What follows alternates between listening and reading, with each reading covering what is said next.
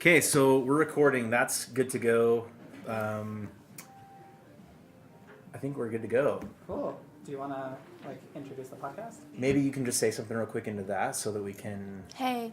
Awesome. Yeah, perfect. Yeah, so this is the Art History Club, undergraduate Art History Club podcast, the first podcast. My name's Darren. My name is Safe, My name is McKenna. and here we are joined with a very special guest. Would you like to introduce yourself? Yeah, my name's Vanessa. I work at the Hammer with Darren and Save. I'm a project coordinator for Radical Women. Awesome. Hold on. I have questions prepared, so probably be good if I had those. That might be helpful. This is what happens when you're trying to get it all ready. You kind of. Let's see, this is editing. We'll just cut it Yeah, out. well, that part like, we oh, can edit Darren it out was ready for the whole sure. time. Or we'll leave it in. Yeah. So, one thing to mention about this podcast, there is some construction happening outside the door here, so we're probably going to hear some fun noises that will just color our awesome conversation. Probably can't edit out those, but Yeah. oh well, we'll figure it out. So, I'm sorry, can you introduce yourself one more time, Vanessa? My name's Vanessa Arizmendi. I work at the Hammer with Safe and Darren. I'm a project coordinator for Radical Women. Awesome. As Vanessa just mentioned, I work at the Hammer. Safe works at the Hammer. I'm a student educator there, so I help lead the tours. And I work in public programs. I'm a public programs assistant, so I help with all the logistics of various public programs.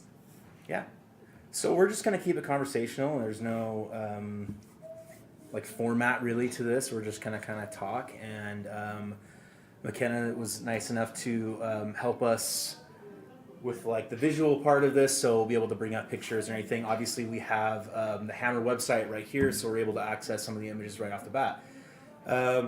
So, Safe, do you have any initial questions you want to ask? Well, how about we have Vanessa introduce what Radical Women is? Yeah. Yeah, so Radical Women was a project in the making for about 10 years.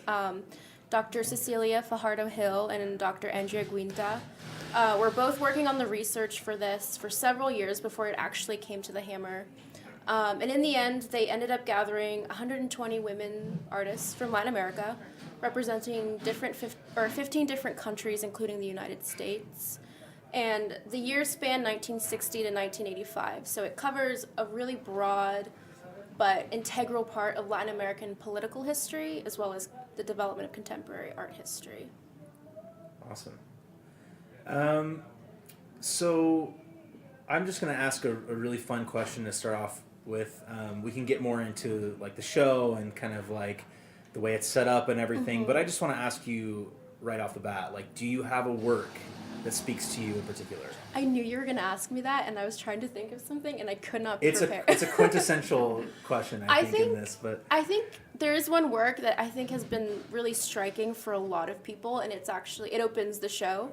It's called Me Gritaron Negra, or They Shouted Black at Me, by Victoria Eugenia Santa Cruz, who was an Afro-Peruvian, dance artist. She worked primarily in dance and theater, but she was integral to sort of reviving these lost or understudied cultural forms and practices of Afro-Peruvian people. awesome. And the work it's a poem and a dance and also music. It travels this arc of her growing up as a young black girl and sort of coming to terms with this idea of blackness and eventually finding beauty in the very word black. Yeah, and I think for me, I love, like you said, I love that it sort of greets you in that first gallery when you walk in, and it is a very powerful piece. We have a picture of her right here. I'm taking actually an ethnomusicology class in Latin America right now. It's a Latin American ethnomusicology class, and this was one of the first things we talked about. But About her? About her, yeah. We Okay, actually yeah. we watched the video, and of course I've been giving tours and talking and seeing people's reaction to this and stuff. And one of the main themes of this, and perhaps you can expand on it more, but the idea of the political body free to express itself is, I think, the term that the curators use often to describe this sort of the way that the artworks were chosen. One of the parameters was the body and being able to express through your body. And I think that this is a great opening to this idea in the show, because you walk in and not only are they using text or excuse me, word and there's music and stuff, there's a cajon, I think, but the way they use their body and express their bodies is so powerful in that work, and that's something at least I've picked up. Yeah, exactly. So the show was called The Political Body before it was ever called Radical Women. Oh, wow. And I think it really speaks to the time, right? You think about the 60s to the 80s. This is a time when we're starting to reconceptualize what the body can do, what art can say, and how even real human bodies can function within artworks. And like you said, the way they use their bodies in the video is quite striking, because if you remember, the music starts out really low. It's just like some very soft drumming. And this is sort of when she's talking about, you know, being receding back whenever she hears the word black, because she's not comfortable with it. She doesn't know what to do with the weight of blackness. And then as the drums sort of start to rev up, she starts to like open her arms and really shout the word black, and that's when she's coming into her own. So the fact of it being a performance captured via video, also talking about the body, talking about, you know, the complexities of not just female identity but Latin American identity, I agree. I think it was a good choice to open the show with that work, especially since she's one of the only black artists in the show. I think that's such like a powerful work, especially in just like you said, the notion of identity within Latin America as a whole, and just like the concept of race in Latin America. Because us here in the United States, a lot of times we use words like Latino and Latina to reference race, where Latin America is such a diverse place. Do you feel like there are other investigations of race in Latin America within the show? You know, I have to say that was probably, I mean, yes, there are white artists who either look towards Afro-Latino customs, on a Mendieta, for example. There are white artists in the show who, you know, speak about injustices against indigenous peoples.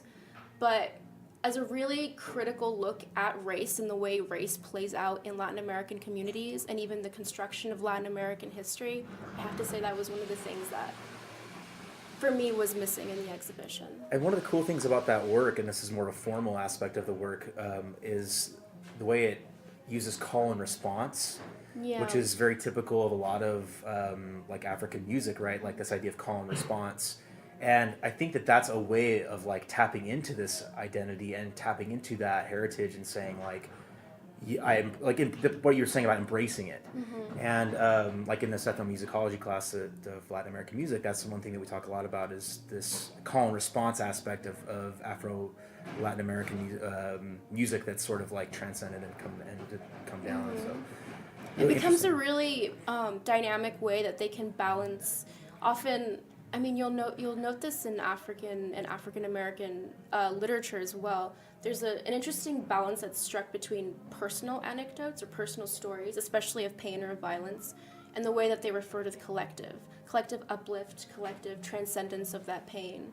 And I think the call and response is a really interesting, I think, marker of that, because she does start in a very personal way. She starts saying, I wasn't even 5 years old when I started hearing this word black, and then towards the end, she's embracing the word black, and then you hear the other people chanting with her as well, instead of against her.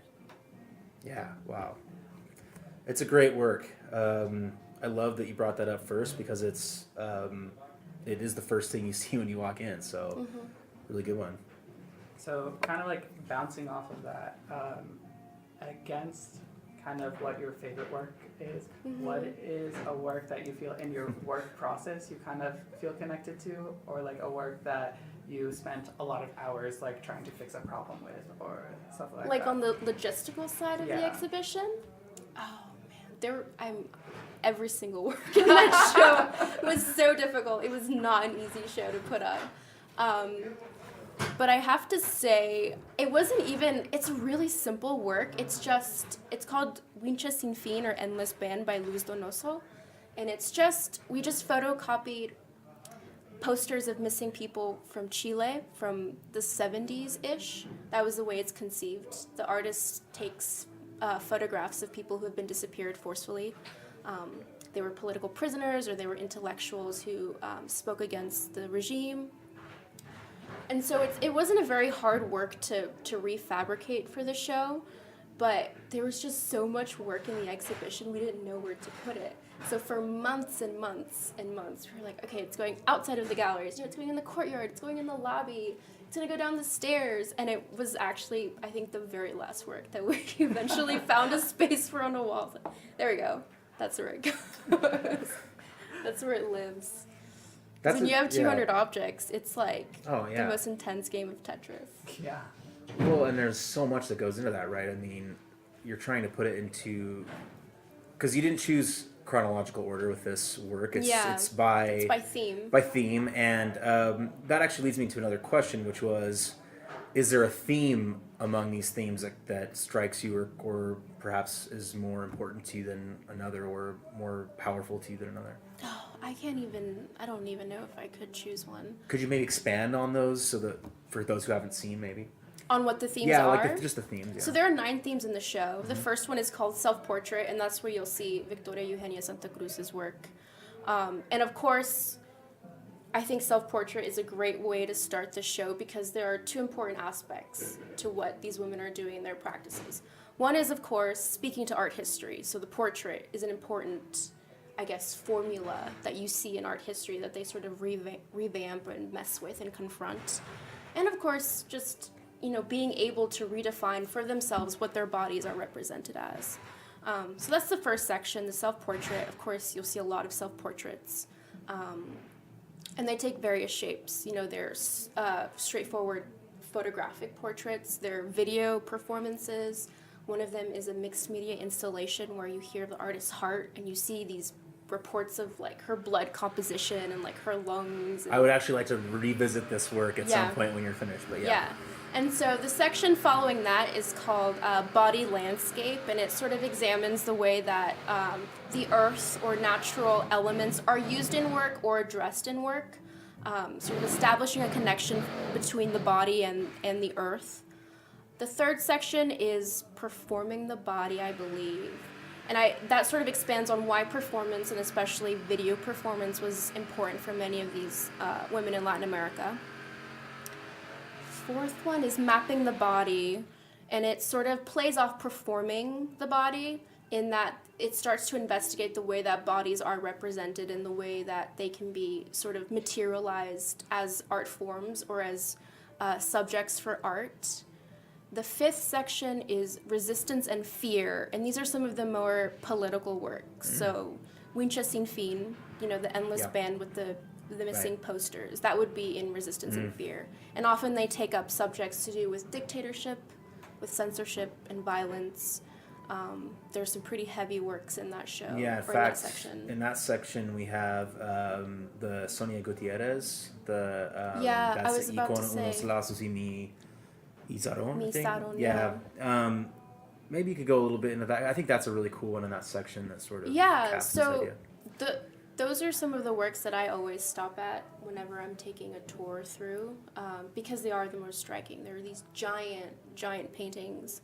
I think they must be 6 or 7 feet tall. Yeah, definitely. And they're halfway up the wall. And they're halfway up the wall. And it's just images that she painted of various torture tactics. So in that one that you mentioned, there are people hanging by their feet, which I guess was a method that was used in her country.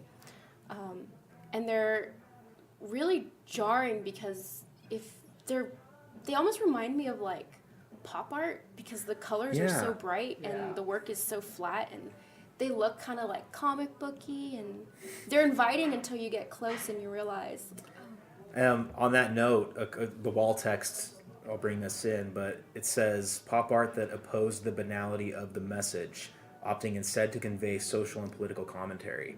I think that's a really interesting juxtaposition of pop art and this really sort of dark, painful themes. Yeah, and you'll see that in a lot of the works in the show. I think one of the things that Cecilia and Andrea, the curators, really found some motivation for creating this exhibition was because they kept hearing this idea that these women weren't highlighted because they weren't good artists. They were making mediocre art or subpar art. They weren't producing anything critical. But if you look closely at what takes shape in their work. Sonia Gutierrez. the hammer. You'll see that they were actually very deeply aware of art history. They had a very critical knowledge of contemporary art history and Latin American cultural forms. And research actually played a huge part in many of their practices. Yeah, that one in the middle. Like, there you go. Yeah. Yeah. So here we can kind of see. There we go. Yeah, there it is. This is one of them of two, correct? Yeah. Yeah. That's one in Resistance and Fear. Yeah. So I like that you brought that up with the wall text. It's we were talking about this before, Saif and I, about wall text and labels and sort of like how they can be problematic and or they can be, I guess it's just all your. It depends on how you look at it, but do you want to expand on that at all? I feel like, especially in this exhibition, because it's so focused on experimental art, that the wall text has kind of an interesting role in that, like, personally, my approach to, like, going to galleries is really trying to have a subjective experience with the art before I go and I read the wall text and, like, try to, like, formulate my own relationship with it and then, like, read what, like, is actually about. And I feel like in our current day and age, we have this weird dichotomy between art is subjective, beauty is in the eye of the beholder, but at the same time in art history, we kind of have this discipline of like trying to tell you what it is.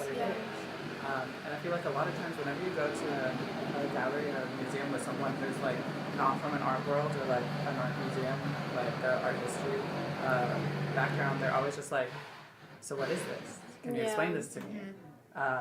Because it's kind of like the labels almost give like a right or wrong answer to an art piece. I also think that can really close people off and like think that it's like a really like give like the stigma that it's really pretentious and it's like I don't get it and it's like you can't not get it. Just like if you sit there and like put the time, not even put the time in, but just like foster a relationship with the piece, you can definitely get more out of it, I think.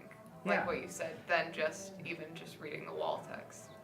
But then we run into like the situation of like with these like especially like this work by Arizmendi where it's so not only politicized but just like looking for a word that's like such a dark kind of serious this like theme that like if someone goes up to it and they're just like, oh, it just looks like someone who's got caught on the swing. I always thought she was sleeping before I actually knew what the work was called. It's like, do we want to correct them or do we like us as a like art historical force? Like is it our job to correct them? Are we even correcting them? Or is it just like their experience? And we have to apologize for the crazy noises. We might all need to speak into the mics a little bit closer. I think when you come to cases where interpretations are sort of either not in line with or completely against what the artist intended, it is okay to correct. And I do agree that there is a tendency to sort of like zone in straight for some text. Like, all right, before I even look at this, I want to know what it is.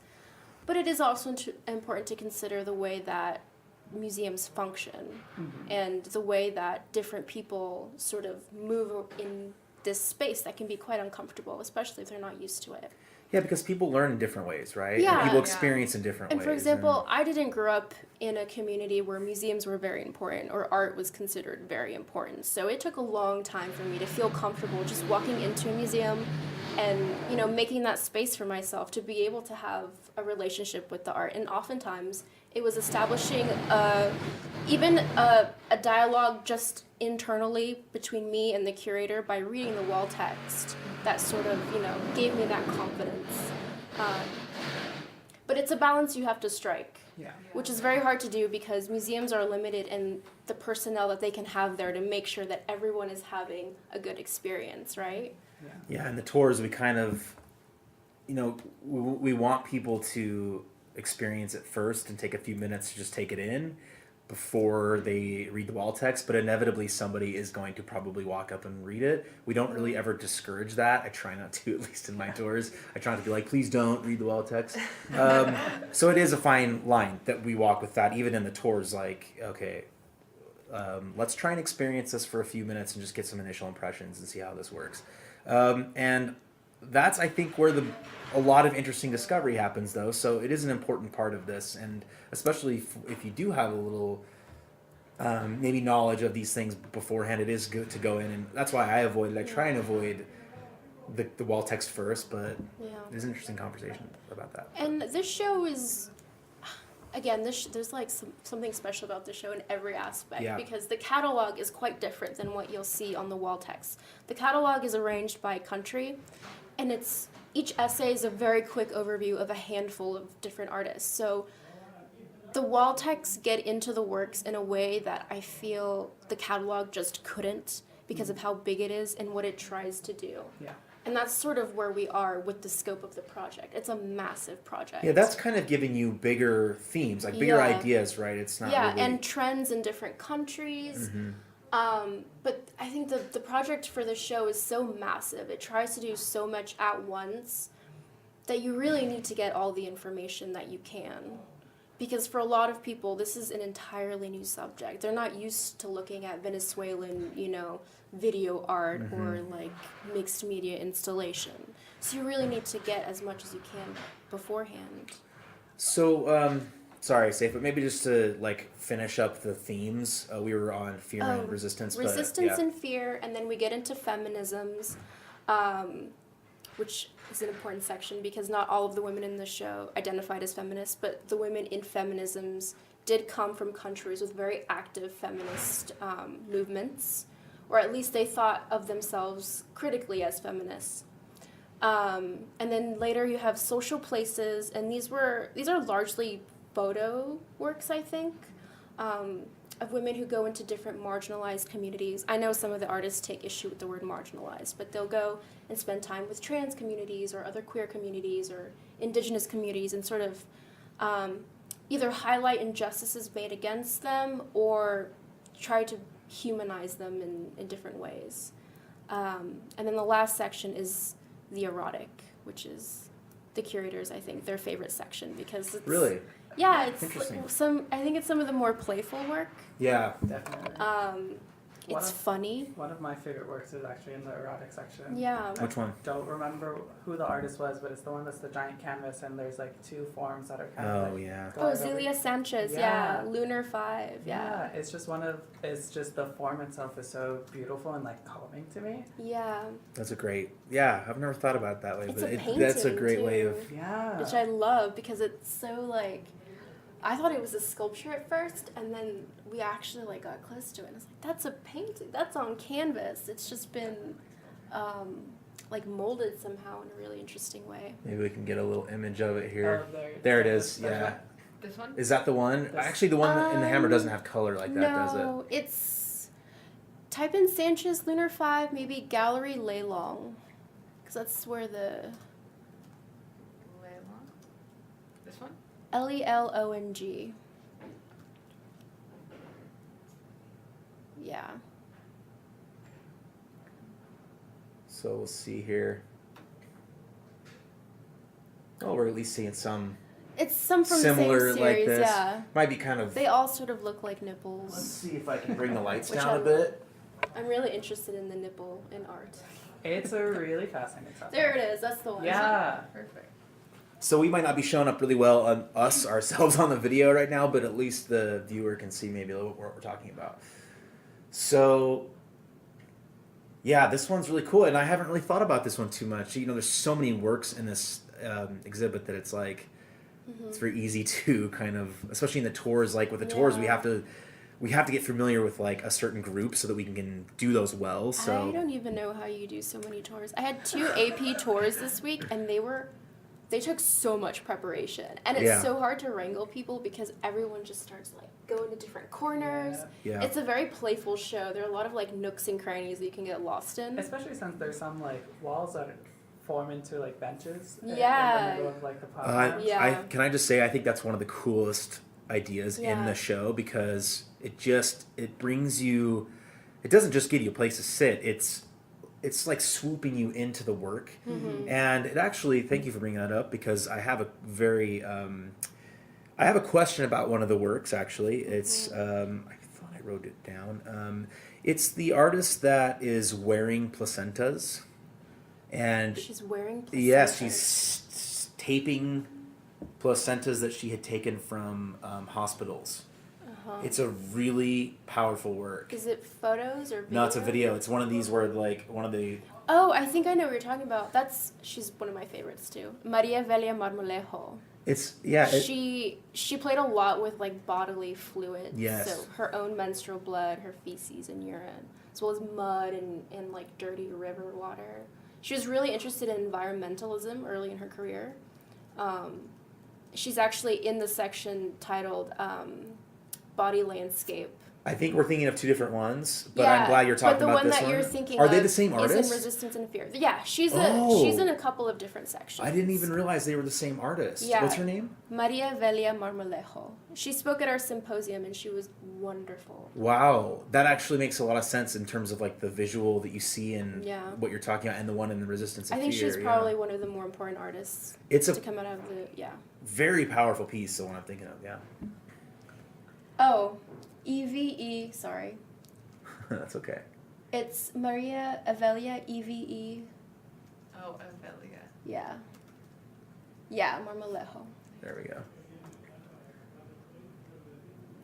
Yeah, maybe you could talk a little bit about the one that's in Body as Landscape, because that one is one that I've been really wanting to tour. So in that one, oh, I love these. So these works where you see she's wearing like sort of bandages on her face, and there are these.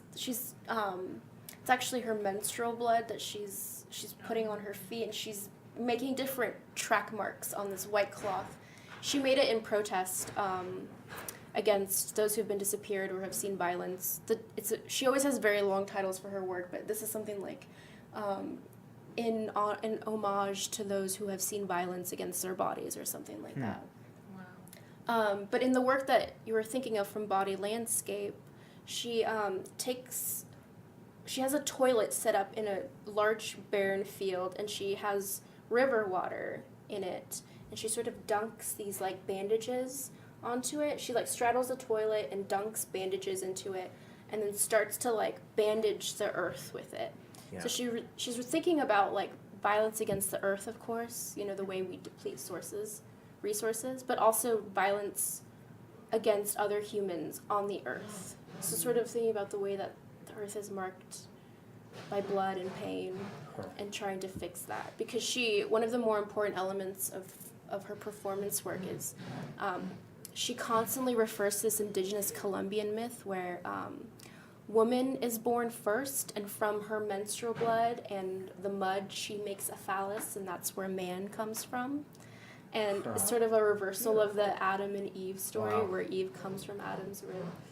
And the way she explained it was actually really hilarious. I don't know how to translate it, but she said something like the like shitty man was made from like this like blood and mud. Yeah. Wow. That's amazing. On that note of men and women, this show is called Radical Women. Yeah. It is mostly it's about Latin American and Latino women artists. Yeah. Where I feel like this is a kind of a very broad question, but like where do you feel gender really plays a role in this show, more than just like differentiating between artists, but how does